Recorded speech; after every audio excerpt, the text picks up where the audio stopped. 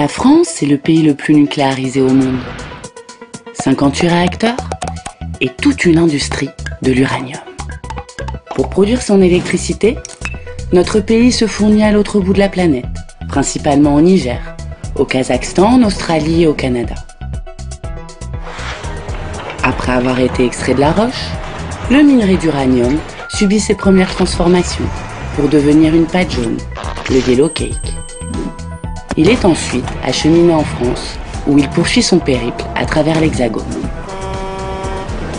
Car pour être utilisé dans les réacteurs, l'uranium doit être transporté et transformé une première fois, transporté et transformé une deuxième fois, puis enrichi, puis à nouveau transporté et encore une fois retransformé.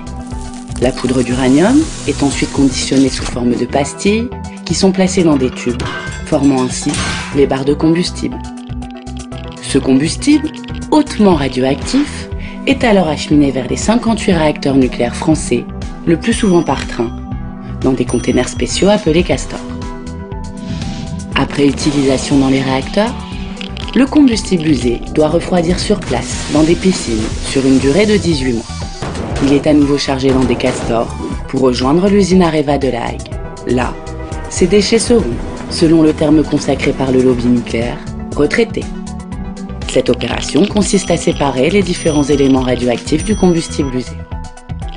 Les éléments les plus radioactifs, contenant 99% de la radioactivité, sont coulés dans du verre.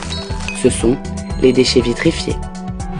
L'industrie veut, d'ici à 2025, envoyer ces déchets à Bure, dans la Meuse, pour les stocker à 500 mètres de profondeur.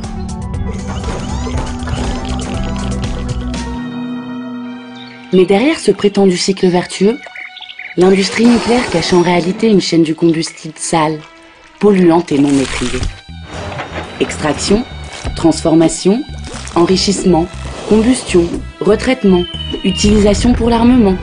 Chaque étape engendre des pollutions radioactives importantes, génère des transports dangereux incessants, expose les populations à des risques insensés et produit des déchets qui resteront radioactifs et dangereux pendant des milliers d'années.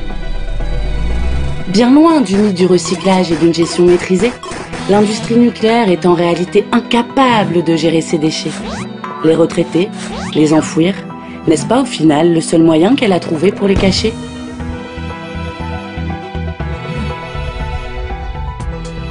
Le nucléaire est partout et nous sommes tous affectés par les pollutions qu'il génère. Alors ensemble, refusons que cette industrie empoisonne nos vies.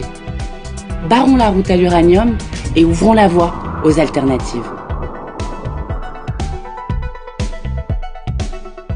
Nucléaire, de la mine aux déchets, nous sommes tous concernés.